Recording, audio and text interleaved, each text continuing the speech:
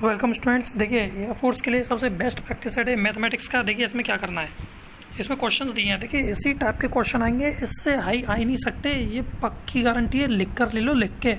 तो देखिए अब मैं आपको क्वेश्चन बताता हूँ। पहला क्वेश्चन ये जो है, इसकी वैल्यू बतानी है आपको, ठीक है।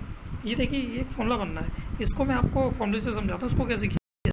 तो देखिए आपको जो मैं क्वेश्चन बता रहा था वो ये है क्वेश्चन, ठीक है। अब इसको सॉल्व कैसे करना है मैं आपको बताऊँ।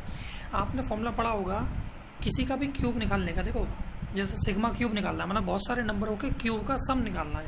ए क्यूब, बी क्यूब, सी क्यूब, ऐसे करके बहुत सारे नंबर हैं, इनका क्यूब निकालना है। आपने फॉर्मूला पढ़ा होगा n इंटू एन प्लस 1/2 का होल स्क्वायर करने से सबका क्यूब आ जाता है। लेकिन आपने देखा होगा ये जो फॉर्मूला होता है ये 1 से स्टार्ट होने के लिए होता है, इससे आगे के लिए ये फॉर्मूला वैलिड नहीं है, ठीक है। लेकिन हमारे पास जो सीरीज दे रखी है, आप ध्यान से देखिए, ये सीरीज 4 से स्टार्ट हो रही है, यानी इसमें कौन से नंबर मिसिंग है, इसमें 1 से लेकर 3 तक मिसिंग है। तो एक काम करते हैं, 1 से लेकर 10 तक पूरे निकाल लेते हैं और 1 से लेकर 3 तक उसमें से मिसिंग हटा देंगे। चलो ठीक है। तो 1 से लेकर 10 तक पूरा का पूरा सम निकाल लो सबका, उसमें से 1 से लेकर 3 तक उसमें से हटा देना। तो कहाँ से आएंगे, 4 से शुरुआत हो जाएगी। देखो ध्यान से देखो, ये जो है ना, देखो ये इन तीनों का क्यूब और ये इन तीनों का, देखो माइनस होती कटे आएंगे, इनका क्यूब भी तो निकलेगा। तो यही क्यूब हमको निकालना है ना। 1 से लेके यहाँ तक का क्यूब क्या होता है, जितने नंबर हैं उससे एक ज़्यादा का मल्टीप्लाई करके 2 से डिवाइड करके उसका स्क्वायर निकाल दो। 10 है, 10 11 अपॉन 2, 2 से कटा 5 बार में ना। 55 का स्क्वायर क्या होता है, 3 ना। अब देखो इसको भी आप फॉर्मूले से निकाल सकते हो, लेकिन अब लगाने की जरूरत है। आप हर चीज़ में फॉर्मूला लगाओगे तो कर क्या लोगे ज़िंदगी में। देखिए इसे वैसे ही लर्न कर लो, सॉल्व कर लो। 1 का क्यूब 1 हो गया, 2 का क्यूब 8 हो गया, 3 का 27 होगा, सबको जोड़ा सा 36 आया। और जब हम इसको माइनस करेंगे तो सीधा आंसर आएगा 2989। चलो चेक करते हैं। तो देखो आपका जो आंसर है वो देखो बी वाला मैच कर रहा है, 2989। ओके, बहुत इजीली क्वेश्चन हो गया है और कोई ज़्यादा मुश्किल वाली बात नहीं है। हर चीज़ में देखो, अगर आपको 2 का टेबल लग रहा है वहाँ पे भी अगर ट्रिक चाहिए तो सच बता रहा हूँ, आप ज़िंदगी के किसी पेपर को क्लियर नहीं कर पाओगे, सिर्फ ट्रिक के पीछे भागोगे। ट्रिक क्या है ये, सिर्फ क्वेश्चन को समझो, क्वेश्चन का कॉन्सेप्ट जानो। ट्रिक तो 2-4 क्वेश्चनों का सवाल है भाई, कॉन्सेप्ट जिसको समझ में आ गया वो अच्छे अच्छे क्वेश्चन की ट्रिक निकाल लेता है। चलिए नेक्स्ट देखते हैं। इस क्वेश्चन को देखिए, ये क्वेश्चन सबसे ज़्यादा रिपीटेशन वाला है। इसमें x से स्वतंत्र पद निकालना है, यानी find the term independent of x, ये कांस्टेंट टर्म, मतलब वो टर्म निकालना है जिसमें x है ही नहीं है। तो इसका निकालने का तरीका वैसे तो लंबा है, एक तरीका शायद आप लोगों ने पढ़ा होगा, उसमें डायरेक्ट r की वैल्यू निकालते हैं हम। चलो मैं आपके वो दिन दिखाता हूँ हमको कैसे हुआ ना। देखिए ये है वो, यही तो क्वेश्चन था। इसमें हमें क्या बताना था, ध्यान से देखिए। इसमें बताना था टी, यानी टर्म बताना है। इसमें पावर 10 लग रही है, इनकी तो कोई पावर नहीं है ना। इसमें जो टर्म बताना है वो इंडिपेंडेंट ऑफ एक्स बताना है, यानी एक्स से स्वतंत्र होना चाहिए। शब्द याद रखा करो इंग्लिश के भी।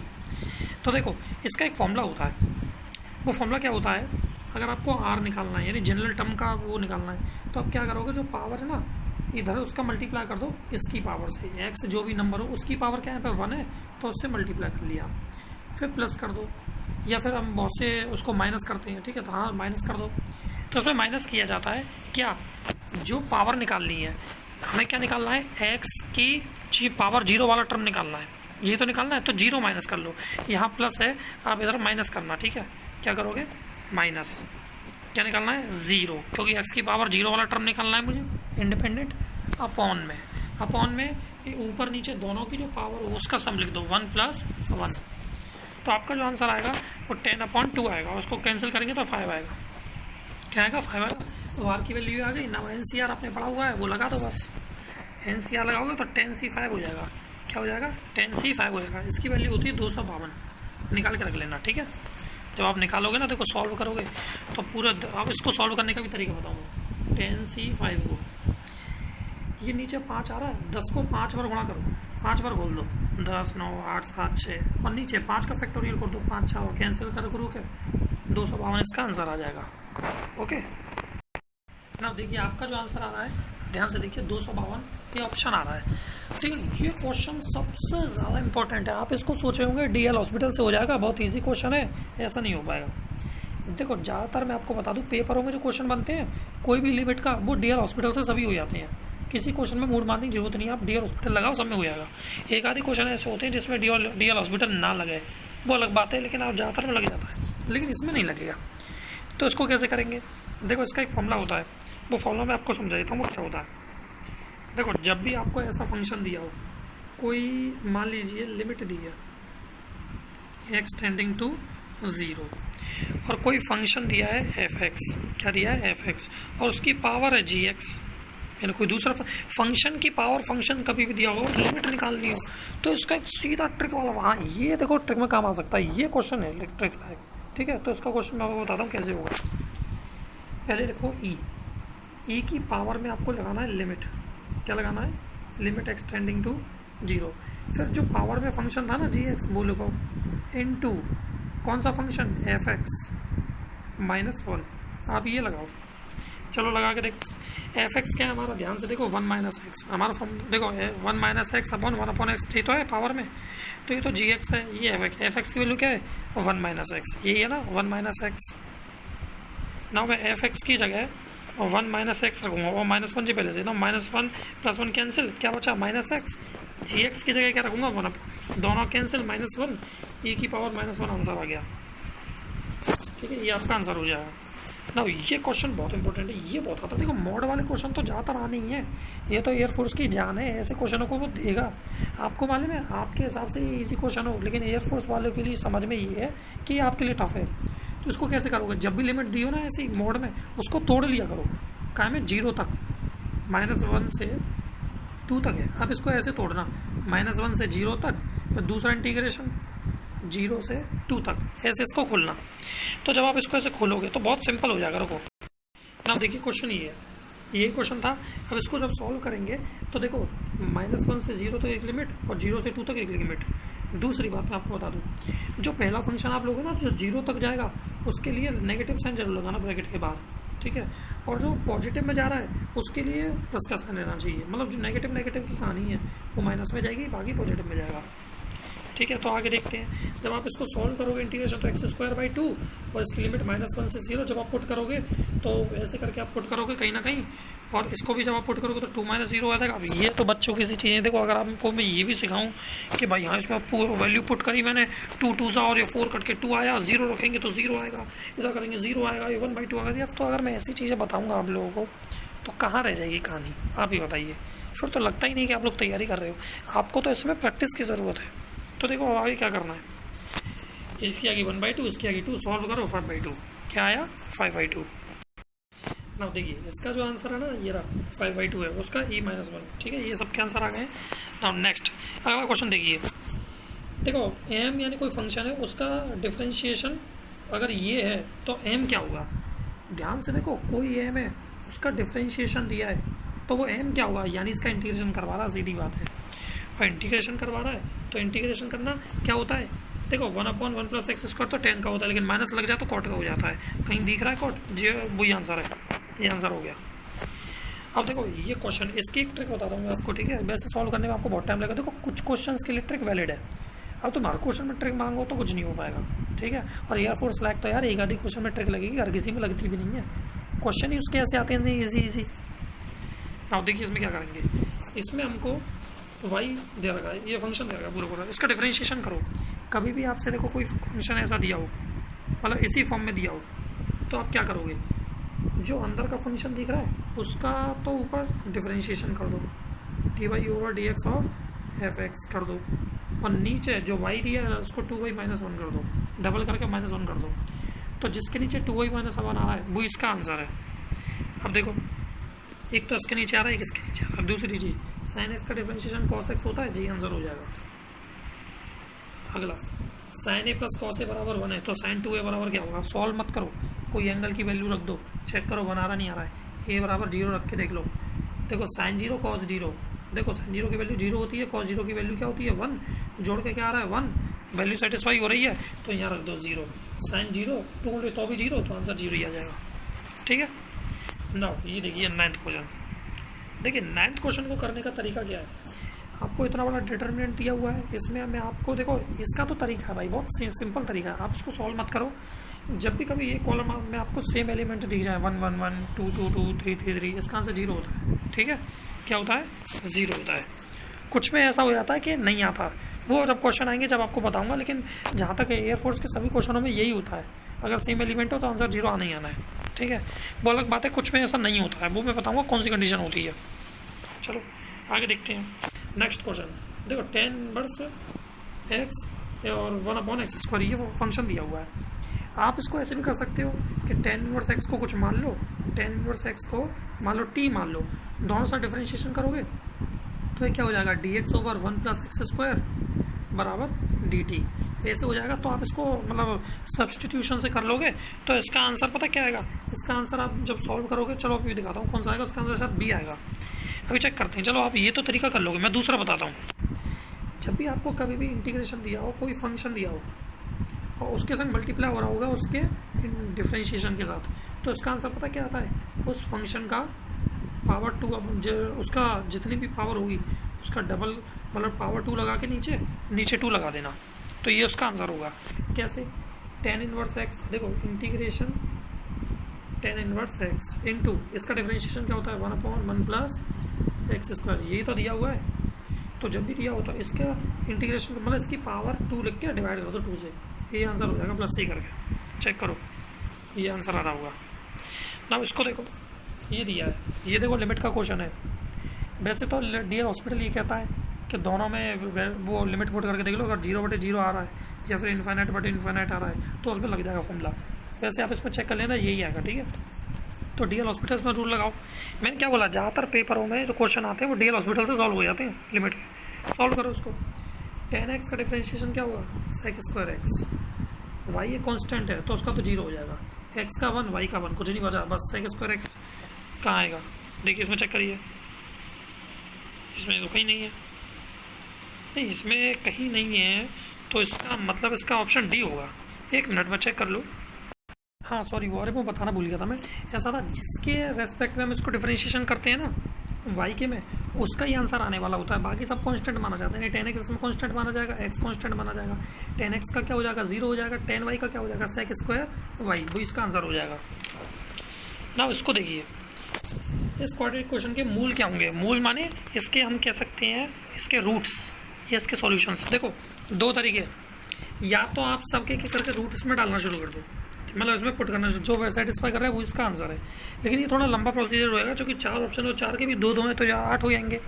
तो आप कुछ मत करो, उसको सॉल्व कर लो। सॉल्व करने का तो तरीका आपको पता होगा यार, 2 है ना, आप इसमें 49 करो तो 7 × 7 × 2 हो जाएगा। आप इसको कैसे, 7 दूनी 14, 14 7 21, यानी इसके 2 फैक्टर आ गए, 14 और क्या हो गए 7, ये 2 आ गए। अब आप इसको 2 कॉमन लेके कर सकते हैं, 7/2 माइनस में आएगा इसका कहीं ना कहीं, ठीक है।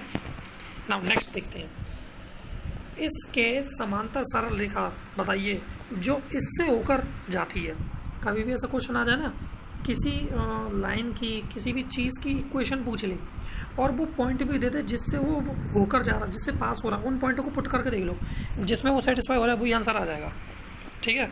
तो मान लीजिए ये किस में सेटिस्फाई करेगा, मैं आपको यहीं से बताता हूँ, ये जो है ना इसमें सेटिस्फाई करेगा, ए में।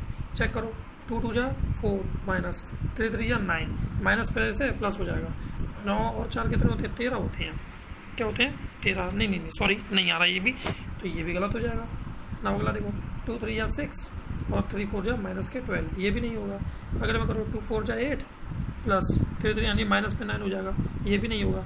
तो शायद लास्ट वाला आएगा, देखिए 2 × 3 = 6, नाउ 3 × 4 = 12, हाँ 12 और 6 18, डी ऑप्शन आ जाएगा।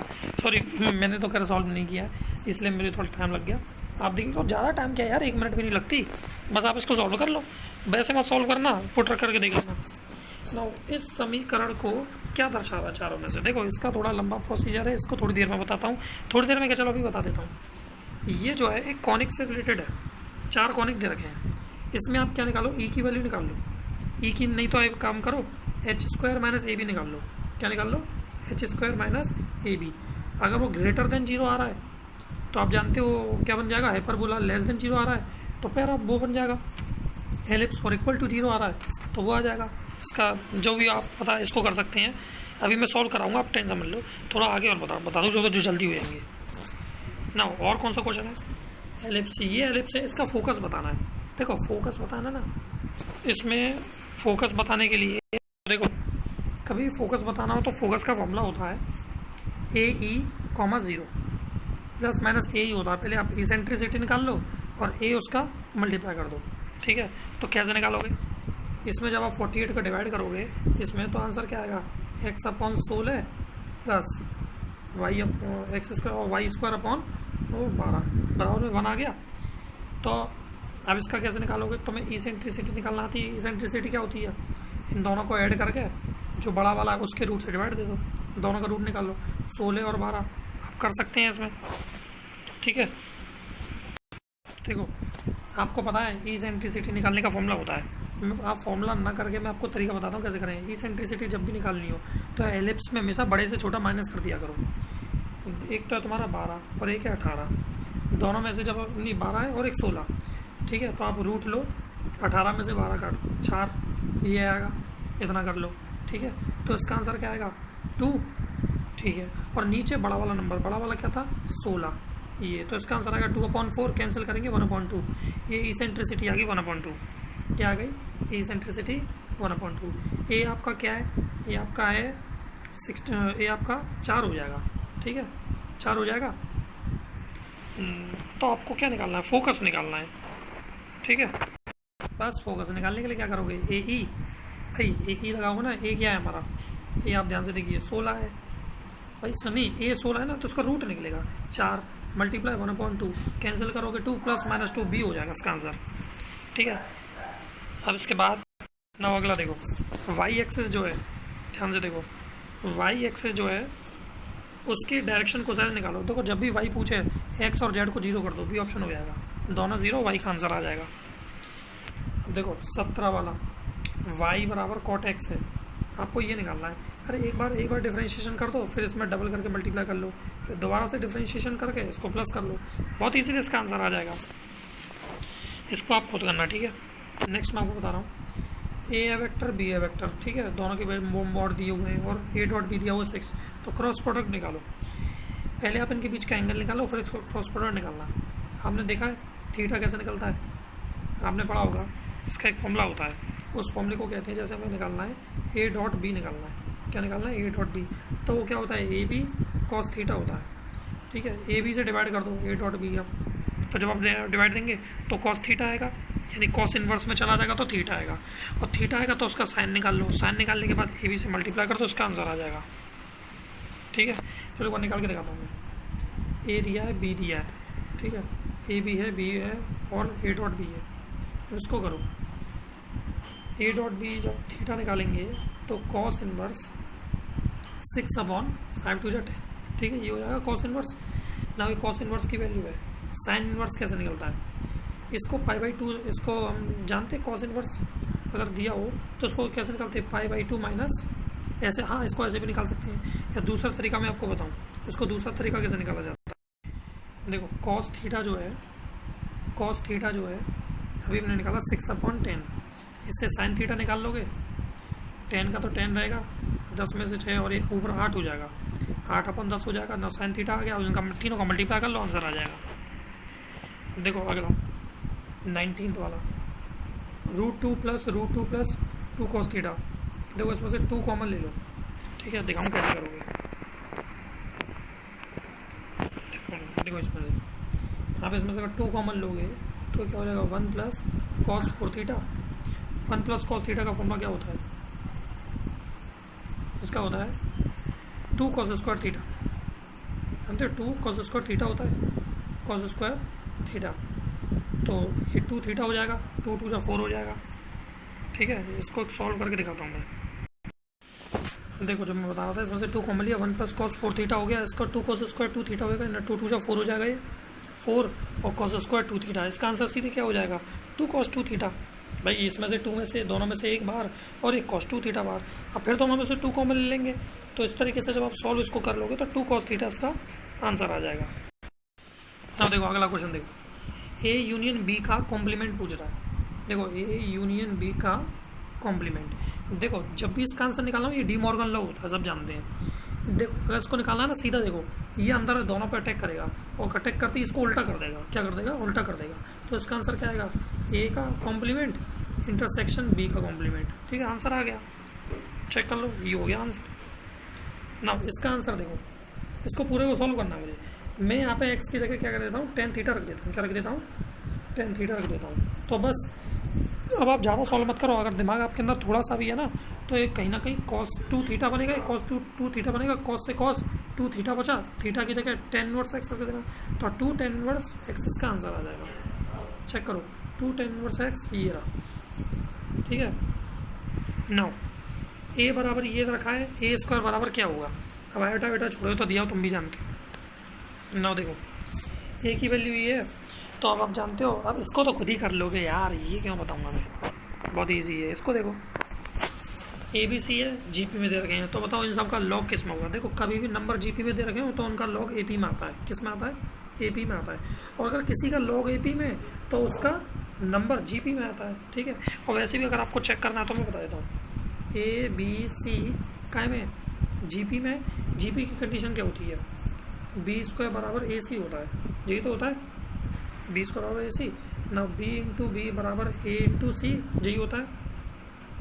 अब क्या करोगे, बी अपॉन ए बराबर सी अपॉन बी, यही करोगे।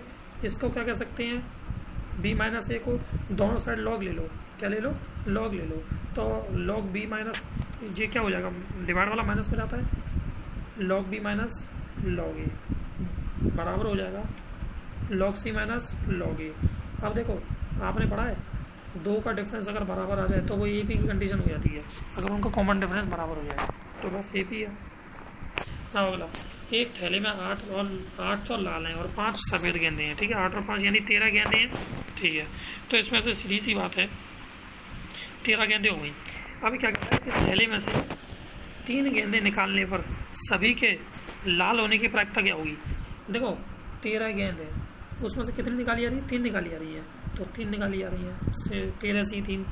उसके बाद उनके लाल होने की, लाल कितनी है 8, और उनमें से निकलनी तो 3 ही है, इनकी प्रायिकता ना, आप इसको सॉल्व कर लो, 28/143 इसका आंसर आ जाएगा, ठीक है। क्या आ जाएगा ना, लास्ट क्वेश्चन है। देखो एक सिक्के को 3 बार उछालने पर हेड, एक हेड या 2 हेड आने की प्रायिकता क्या होगी। देखो कितनी बार उछाला गया, 3 बार उछाला गया है, तो टोटल आउटकम तो 8 ही होंगे, उसमें से एक बार हेड उछाला जाएगा और 2 बार हेड उछाला जाएगा। चलो ये क्वेश्चन भी आप बहुत ईजी है, आप इसको बहुत कर सकते हैं, इसीलिए इस क्वेश्चन को अब मैं नहीं कराऊंगा क्योंकि टाइम बहुत हो गया है, ठीक है ना। अब मैं बहुत सारा इसको चाहो तो अगली वीडियो में करा दूंगा। God bless you all.